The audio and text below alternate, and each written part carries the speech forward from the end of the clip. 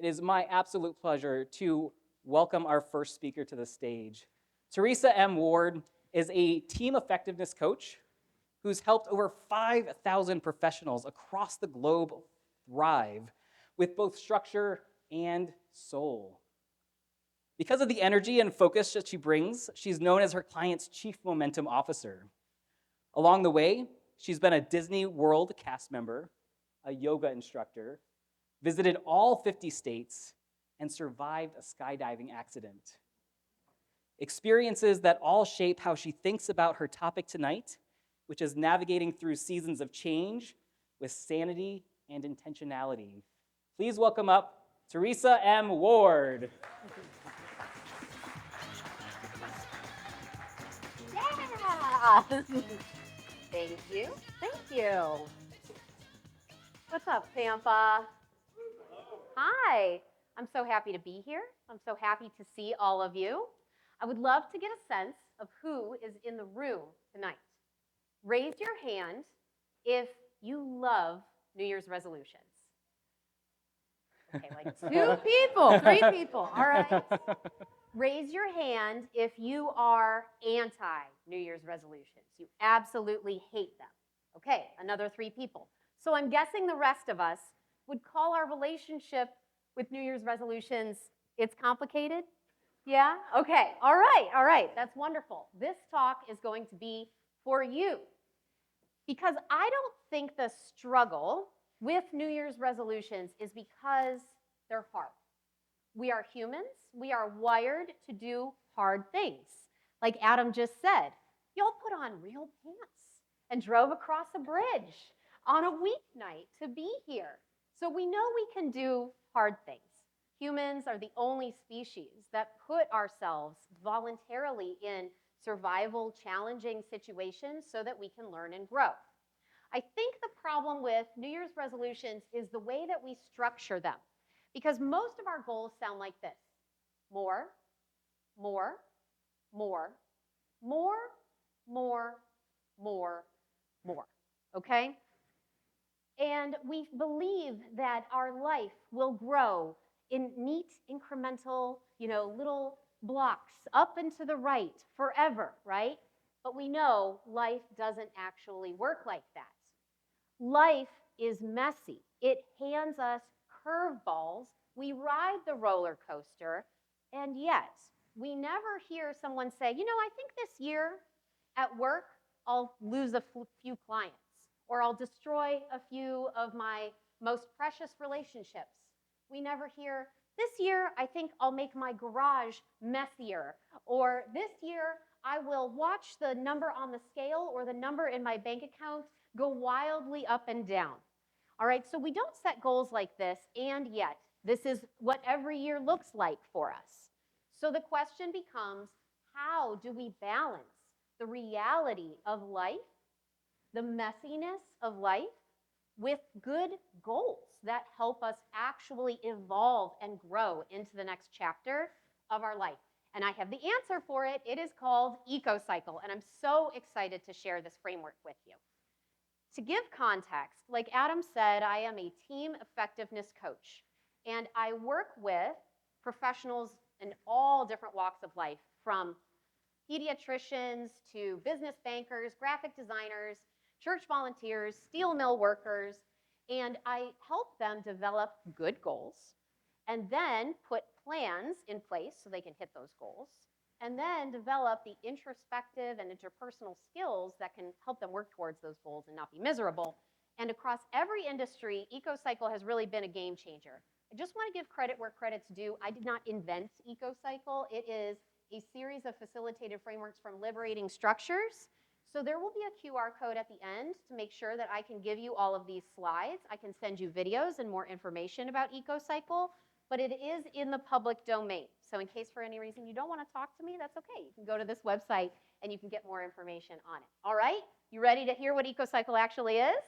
All right, very simply, Ecocyle is a way to map different seasons of your life onto metaphorical seasons.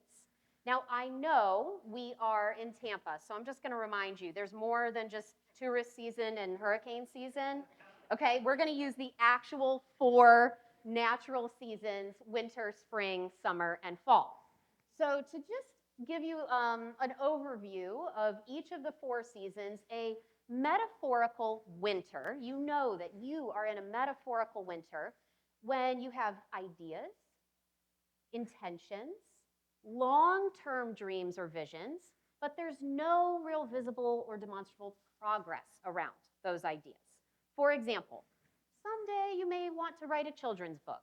Someday you may want to go back to school to get a master's degree. Perhaps someday you want to run a marathon. But if you're in winter, it just means that you're thinking about those things. It doesn't mean you're talking to publishers and sending in applications or buying running shoes and all of that. All right? So in literal winter, what we don't realize is that while things look dead and still on the surface, there's a lot going on underneath the ground, okay? The seeds that we've planted are breaking open and they're rooting into the ground. We just don't see a lot of it above the surface yet, as opposed to spring, okay? So if you are in a metaphorical spring, it means that there's an area of your life that has that stereotypical productive hustle feeling, okay? So maybe at work, you're about to launch a new marketing campaign for a new product. Maybe you did start to train for that marathon. You bought the shoes, you bought the joggers, you downloaded the app, you got a playlist, you joined a running club. There are things actually happening that demonstrate your progress. We know that in literal, natural spring, the birds are hatching out of their nests, and there's bugs everywhere, and there's blooms, and there's weeds, and it requires a lot of us if you're trying to maintain a garden or grow vegetables or things like that, right? You have to mow and mulch and weed and prune and get your hands dirty, and it takes a lot of energy, okay? So summer is when you've done the hard work and you get to sit under that apple tree and enjoy the fruits of your labor, okay? So if you are in a metaphorical summer, that looks like maybe a parent. Anybody have a kid who just graduated in the last, okay, no? Maybe we're working on that, maybe we're getting there. If you are working on getting a kid graduated, right, or even getting a kid to learn to tie their shoes, when you've accomplished that, it feels really good and you get to savor it. Maybe you and your partner have been going to therapy to improve your relationship, and now it's pretty good. So in case you haven't picked up on this already, Western society undervalues winter and summer and overvalues the hustle culture of spring, all right? And then finally, we have fall. Unfortunately, everything has a fall. It feels uncomfortable for a lot of us because metaphorical fall means you're experiencing some kind of loss, death, grief. It doesn't have to be literal death, but maybe you worked in a dream job for a while, and it's just not your dream job anymore. Maybe you were in a relationship for a while that's no longer serving you, and you need to move on. Everything has to die and decompose in one form or another. In literal fall, the leaves, they enrich the soil so that those planted seeds can actually take root and be fertile for the following season. Okay? So, there is no wrong place to be. Just as a heads up, I'm going to ask you to map the different areas of your life into these various seasons. So one, there's no wrong place to be. And the second thing is that in case it's hard, just know that it's better to embrace a hard season than to ignore it. When I work with clients, whether it's teams or individuals, sometimes they'll use this for strategic planning, or an individual leader will use this for their individual professional development over a year. Some people get really uncomfortable in winter. Some people get really uncomfortable in summer. But wherever you are, it's better to embrace a hard season than to ignore it, because when you ignore these seasons, you get burnt out, you get disappointed in yourself, you get disengaged, and that's when we start to give up on our New Year's resolutions or our goals and just say, that's not for me. So here are some various areas of life that you might consider and do a little, mental drag and drop. Where is your physical well-being? What season is your financial life in? Romantic, social and friendships, spiritual, mental and emotional well-being, community like volunteering or coming out for things like this, and then domestic, what's going on at home. That might be with your house, your pet, your kids, etc. So while you all are thinking about that and kind of feeling out where you might be, I can share a couple personal examples. Is it okay if I get vulnerable with you a little bit? Thank you. Yeah, it seems like a safe place for that. All right, so my social life recently went through a fall. So I have a large network of friends. I'm very blessed to have a lot of social acquaintances, but I was realizing that I was just going out to dinner with the same people like every month or every other month, even though it didn't seem like we were really enjoying each other's company that much. Conversation was a little stagnant. We weren't seeing eye to eye on things. I think I had kind of outgrown some of those friendships. So I said, what would happen if I just let that organically decompose? Wasn't anything dramatic. It wasn't like a big breakup kind of situation, but allowing those to sort of naturally fade away created space for me to go deeper with a fewer of my friends, right? Deeper and more intimate bonds with a smaller group of people. So that served me well. Romantic. I'm in a romantic summer. I'm getting married in June. Thank you. Thank you. Thank you. Yes, after many years of going through this figure-8 racetrack with dating, I am very, very grateful to be in a summer with my person, which means because I have to fit into a wedding dress in a few months, my physical is in spring. Like, I got a trainer, I'm doing tricep extensions, I'm eating vegetables, I'm getting facials. So there's a lot of energy, not just for my physical well-being, but planning a wedding, that's a big spring energy, okay, with the logistics of all of that. So wherever you are, okay, I have people who say, oh my gosh, all of my stuff is in winter. There must be something wrong with me. There's not. And then I have folks who say, gosh, all of the areas of my life are spread out through the 4 seasons. There must be something wrong with me. There's not. It's all about being honest with yourself and taking inventory of where you are. And then the magic question becomes, is this season serving me? Okay? So perhaps you are in a financial spring and you have a lot of energy around saving up for a down payment on a new house. That's great.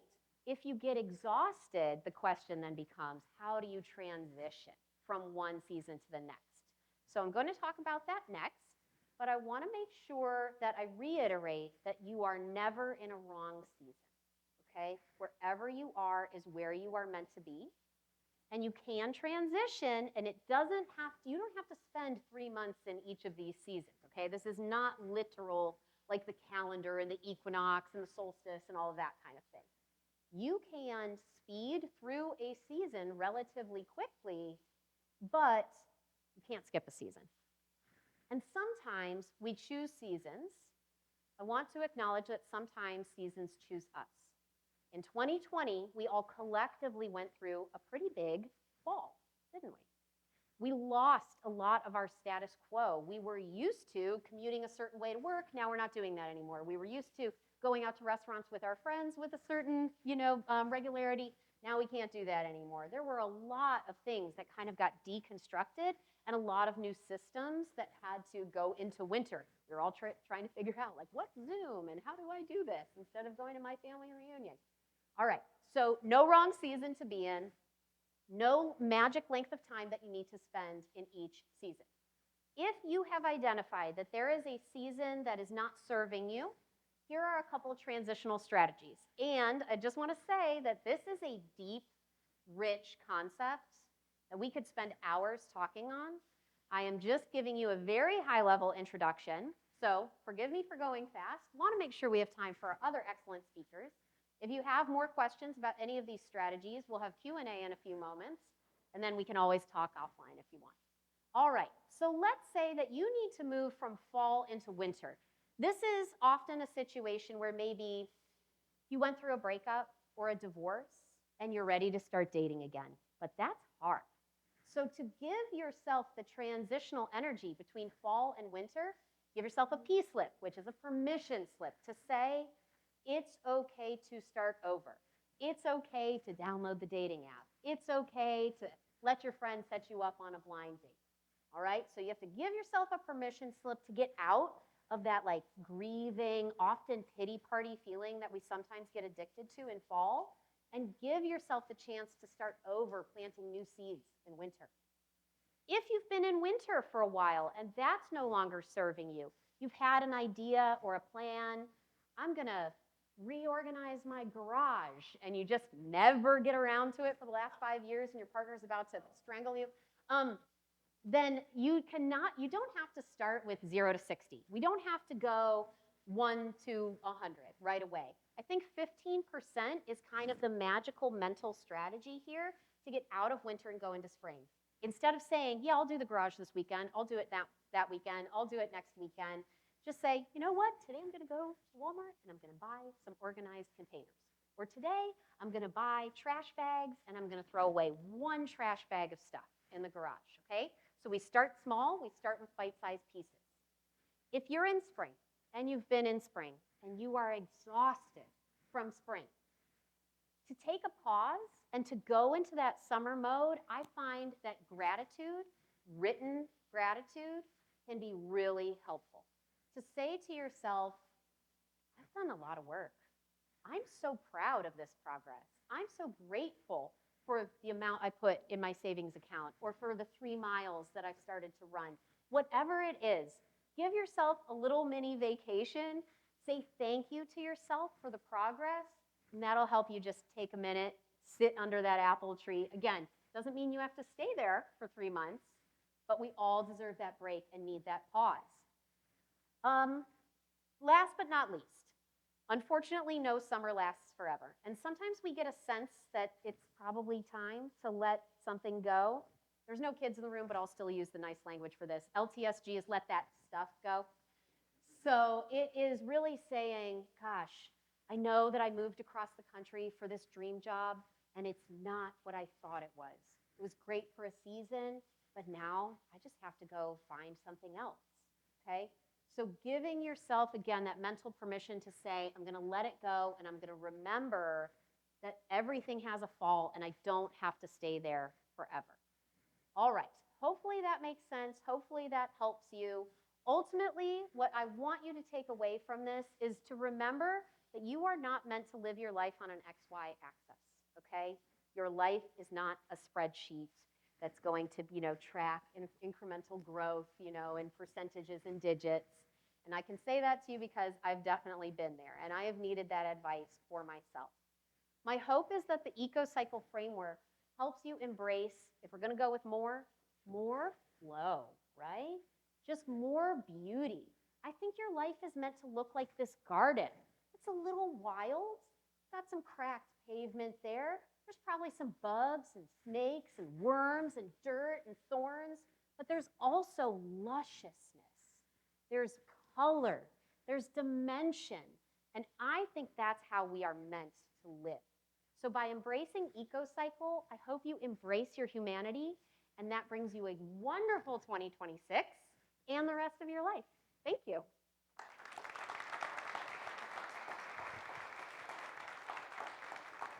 Oh, There's the QR code for the resources Yeah. if you guys want to take a peek at that. Absolutely wonderful. We've got some time for questions. If you have any burning questions, let's hear them. I'm always curious to hear what you're curious about after hearing all of that. So don't be shy. All right, Theresa, I have a question for you because I am recently a solopreneur and I'm having to do all the things. So what's your suggestion or your advice for someone like me who just had to wear a lot of hats after being used to wearing just one? Yeah. Also, as a solopreneur, I can say that for some of us, it's like one Ecocyle for everything in your life, personal and professional, and you can kind of mishmash those together. I also know some solopreneurs or small business owners who have to keep those really separate. They have to say, okay, even though I work from home, I'm giving myself a 6-step commute. And when I'm here in my kitchen, I'm only thinking about, my physical health, my social life, and those kind of personal things. And then when I'm over here, I have a whole nother Ecocyle for my business. And every product and campaign and customer and Instagram like and everything else that you're measuring for success and growth in your business. So I can't give you exactly a right answer on that, but you have to consider that for yourself. And that means you can also consider that you as an individual versus your family unit. Okay, moms in the room, do not adopt your kids' ecocycle as your own. Okay, I see that happen all the time too. So know when to separate, know when to mash up. Awesome. Good stuff. Who else? Somebody in the back here. Mr. Diazio. What do you got? Thank you. Great speech and talk. How do you clearly identify like how well you are in spiritual or physical? Because you might think you're in winter, but in fact, maybe you're really in spring compared to your life. I don't know. Like sometimes I struggle to evaluate my current situation to actually move forward. Yeah. Don't take those 8 examples that I put up on the screen too literally. For example, your spirituality, that is deep and complex in and of itself. So you might need to parse that apart.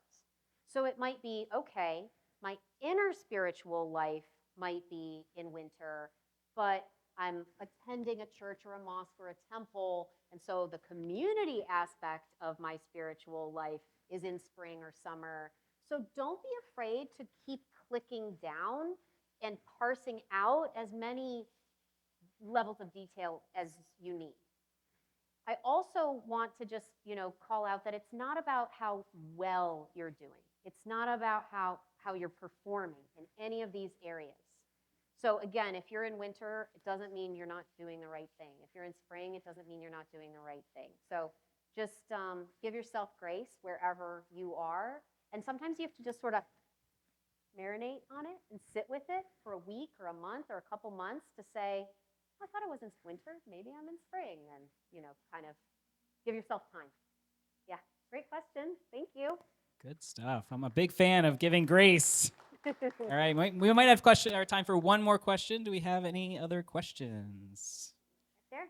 Oh, hold on. I'm closer to her. So one of the things I think about is when I'll look at these things and be like, oh yeah, great, these are great tools, but maybe I've got 17 different things because of this that I'm now thinking, okay, this is the next step I could take this way. This is the way I can move forward here. Yeah. What would you say to help people kind of learn to prioritize and not feel the pressure of all of that at the same time? Yeah. I think first of all, you're sort of putting your entire self in spring, right? With that, so just be aware, right? I'm not, no judgment, but that's what it sounds like. Because the self-development junkies who come to events like this, we tend to be kind of obsessed with the next thing, the next book or the next podcast.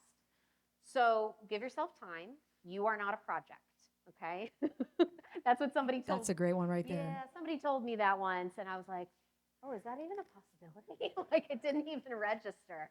So let's talk more offline, but that's what I would say is remind yourself you're not a project. Awesome. Thank you so much. Thank you. What a wonderful job, these two folks. I'm so lucky that the folks who responded to my call for speakers are really some top-notch folks. Good to meet you, ma'am. So I'm going to give it to Kate. I'm going to stop talking. I've done enough talking for one night. All right, so I know you just clapped for everybody, but I like to set the stage like that too. So Adam, Theresa, Ann, what about that flow? It was so good, right? I could see everybody taking a lot of pictures of the various slides and listening to what everybody was saying. And so, of course, when we talk about happiness, we talk about renewal and starting this whole thing off and building community. I mean, let's kind of start there. When you talk about building community, there's a lot of people that are introverted. There's a lot of people that are thinking about, am I in winter? Am I in spring? Am I in the jar? Am I cheesecake? Am I holding hands with my heart? All great information, but all three of you know that when you speak, and especially you're all heart speakers, you want people to walk out and implement just even one little thing, right? And so community is so important, I think, to further what you're learning, what you're hearing, that kind of thing. So what do you do? We'll start with you, Adam, in that sense. create an interactive art installation in my front yard. And I invite people to come onto my property and just have fun. I was an introvert. I would probably still categorize myself as an introvert, honestly. I recharge alone with my cats, and I really like that. But I also am so inspired every single time I am with a group of like-minded people. I'm a member of Toastmasters. There's many Toasties here who enjoy practicing public speaking, and that has been an amazing community for me. So if once a month isn't enough for you, and it probably isn't, I would recommend finding a group like that that has a shared interest, that meets to do something to improve themselves, because those are people that are going to show up and care. And by the way, Toastmasters is great because we have this thing called table topics where you try to talk for 2 minutes about random questions, and you learn so much about people. I know more about my Toasties than I know about some family members. I'll say that. But what do you guys think? Yeah, same thing. Nobody believes me. I am an introvert. I will go into the fetal position after tonight and be there for 24 hours. And that is, even though the internet and social media does have so much of that negativity bias, it is a place for you to find your people. And so trust me, your people are out there, right? Like the cat cafes and the silent book clubs and all of that stuff. Instead of having a bachelorette party, I'm doing yoga and a sound bath, Yes. So yes, you can definitely find your people and yeah, just be yourself, give yourself a chance to recharge. So ditto is basically it. Yeah. Yeah, I too am an no, I can't say. Nice try. Like, no, you're not. I'm going to go with what Dr. Allen said you did with me. Like, she found me on LinkedIn and she's like, let's be friends. I was like, cool, let's go have coffee. Taking that leap to say, hey, you want to get together? Well, we do that. Just having the courage to ask for the connection. Yeah. To say, hey, let's just go have coffee. Or even meeting on Zoom, it's just having the courage to just start. It doesn't have to be transactional. Yeah. Right? Right. Oh, yeah. And you never know how those friendships are going to keep, our friends connected us. So. Yes, serendipity is a wonderful thing to lean into. That's just happy accidents. And you can't have happy accidents in your home with your cats. You have to go out for that. You do. Unless you're watching Bob Ross. I learned that the hard way. Yeah. So I said this in the beginning. How do people walk out of here realistically? You were talking about realistic. How do you walk out of here realistically? You get all excited. I can see people pumped up, but actually apply it. Talking about little bits, just a little bit. Theresa was even saying that. I mean, really, all of you kind of said that. So, but we want it all right now. We want to lose 50 pounds tomorrow, fit in the wedding dress tomorrow. How do you do it? How can these people leave and implement? I always say start small. So we tell ourselves stories about everything that's happening. We kind of have like a running narrative in our heads about anything. And so the small thing is the parking ticket. I could have flown off the handle about that. Could be someone got my coffee order wrong. I stubbed my toe. My cat puked. The little stuff that happens every single day is a wonderful invitation to tell yourself a better story. It's great practice. Start with the small stuff. It makes the bigger stuff way easier to deal with. Yeah. Same thing. Okay, so the best practice that I started a couple years ago is called the gratitude jar. And it is an old spaghetti sauce jar and little tiny scrap pieces of paper and a pen next to it. And anytime you have a positive thought, you feel grateful for something, you notice a change, a teeny tiny change, you write it down on the slip of paper, fold it up, put it in the jar, and then just watch through the year as your jar gets fuller and fuller. And then we dump ours out on New Year's Eve and over dinner at home, read all of the things that went well that year. And so that is a tiny, immediately applicable practice to start. And then you get this big payoff and big delight at the end of the year. So that would be one thing to try. Okay, I get to go first next time because they keep stealing I my know. No, I have this box. I have a tiger box. There were 187 things in it from last year. Yeah, and it's all the It's big, almost big like things. Successful people are more positive. Right? No, but you're putting the big things. You know what another thing that was in mine? Comfy undies. Oh. But anyway, That's a another small thing, thing, it right? matters. Another thing you can do is pick something right now. Yeah. Pick something you're going to take. Decide on it right now. You don't have to go through your whole list in your notes. I've got years worth of notes from events like this. Yeah. That I'm going to go through those someday. Right? Pick something right now. Tell somebody next to you. Tell us before you leave. Yeah. And just pick one thing. Yeah. Because that's going to be more than I've done in years with all those other notes. We're going to line up at the door on your way out and be like, Right? I Yeah. will say, though, you have logged everything that you heard. Whether or not you consciously remember it, your subconscious has it. It's a steel trap.